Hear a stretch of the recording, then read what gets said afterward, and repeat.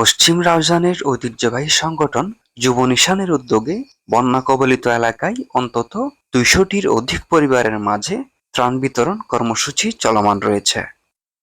রাউজান উপজেলার জারুলতলা, জেলেপাড়া, গহিরার জামতল সহ হাটহাজারী উপজেলার মেখলের আনন্দপুর এবং ফটিকছড়ি উপজেলার দাঁতমারার প্রত্যন্ত অঞ্চলে যেখানে এখনো খুব কম সংখ্যক ত্রাণ পৌঁছেছে, সেসব অঞ্চলে ত্রাণ সহায়তা কার্যক্রম পরিচালনা করছে পশ্চিম রাউজানের ঐতিহ্যবাহী অরাজনৈতিক, ধর্মীয়, সমাজসেবামূলক এ সংগঠন।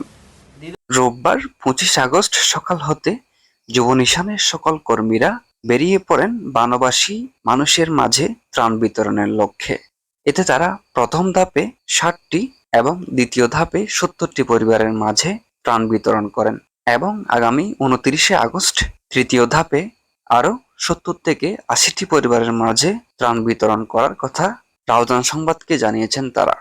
যুব নিশানের আহ্বায়কগণ জানান, দেশের বিভিন্ন এলাকায় বন্যা দেখা দেওয়ার পর থেকে যুব নিশান উদ্যোগ গ্রহণ করলে পশ্চিম রাউজানের সর্বস্তরের মানুষ তাদের উপর আস্থা ও বিশ্বাস নিয়ে তাদের আর্থিকভাবে সাহায্য সহযোগিতা করতে এগিয়ে আসেন।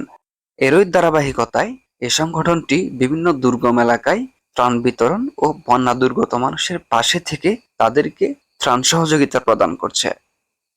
সংগঠনের সিনিয়র আহ্বায়কগণ বলেন, আমাদের হেল্পলাইন সর্বদা খোলা রয়েছে।